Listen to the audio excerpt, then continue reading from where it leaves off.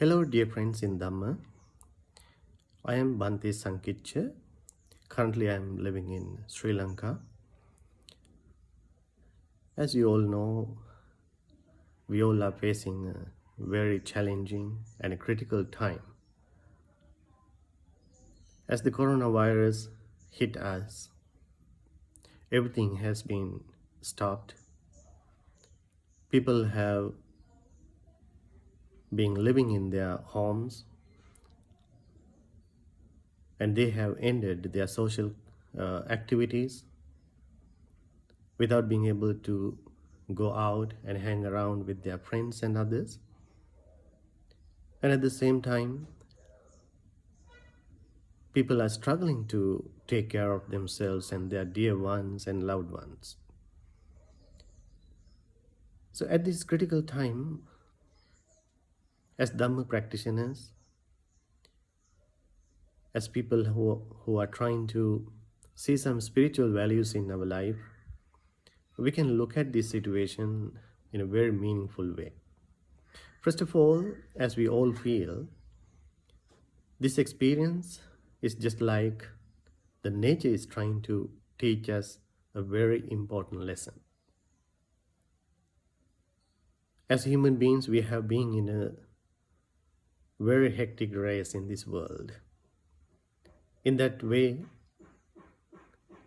people have thought that they are the leaders of this world. They have the power to control everything, including the nature. But it is a big question right now. When the nature begins to speak to us, it's very different. The forces of nature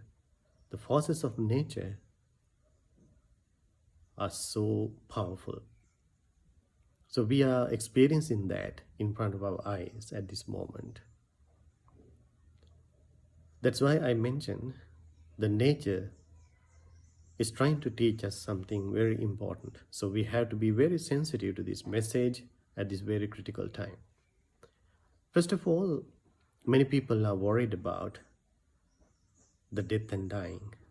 They're worried about their dear ones and loved ones. As we hear, thousands of people are dying every day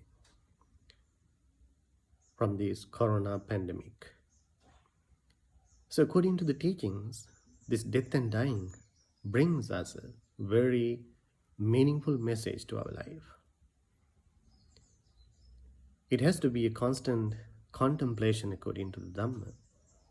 Even though many people are afraid of thinking about death and dying, it can bring us the true meaning, the true purpose to our life. Instead of just worrying about death and dying, we should focus on how to live peacefully, what we should do in our life, how to get the best use of this precious life. So these are the things that we learn from the Dhamma. As we all know, the death is inevitable. The life is impermanent. So therefore, we need to pay our close attention to what we hear, what we see around us, and learn the big lesson about the true meaning of our life. And the other thing is that when we all are living in one place right now, it's a very different experience to us. Many people are really stressed out. Many people don't know what to do with their time now. And some people are really worried about their social connections and everything. But for many people, as I hear from my friends and others, this is a very important time, very useful time for the Dhamma practitioners. I hear many good things from my friends. As they are living with their family members, it has been a very unique experience for them. Before, they did not have time to talk to their family members. Sometimes they don't see each other for days, as they are very busy with their work and other obligations. But now they have time to talk to them, to have meals with them in one table. So it's a great family time. People have time to talk to them, share their experience. and share their problems and listen to them. So this is a great thing to do, great thing to have in our life. So they have begun to feel these relationships, these deep connections in their life. They feel the love of their parents. They feel the love of their children. These connections are so important, so vital to our existence. So people are enjoying it right now. So we can look at it in that way. And also many people find more time to practice the Dhamma, practice meditation. Before we had that complaint, we don't have enough time to do these things as we have been very busy. So now we have enough time to dedicate, to read the Dhamma, to discuss the Dhamma, to do some research on the Dhamma, and most importantly, to do some meditation. Like simple meditation, like loving kindness meditation, breathing meditation, even for 10-15 minutes a day. It will be very important. It will be very helpful to face this critical time. And many people find time to do things that they have missed in their life, fixing things in their life, do things in their gardens, and do some gardening and grow some vegetables, fruits in their yards. So they feel so much connection with the nature, with these trees, the air they breathe. They feel the taste of the food better than before because they are so alive. They feel so connected with all these things, everything around them. That's why I mentioned the nature is trying to teach us something deep at this moment. And also, we have to understand the value of taking care of ourselves, taking care of others. And this is a very important time that we feel that we understand the value of the Buddha's great teachings, where the Lord Buddha mentions taking care of oneself, one protects others. Protecting others, one protects oneself. So this is a great moment that we feel the connection with each other.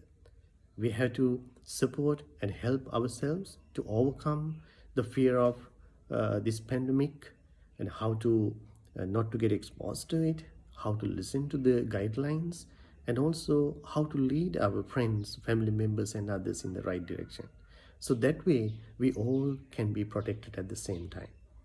So this is a very important time to feel this connection, what we should do. And I think very importantly at this time, we need to understand the value of maintaining our physical immunity. And at the same time, we need to pay our attention to how to improve, how to cultivate our mental immunity. No question we learn so many things about how to maintain our physical immunity.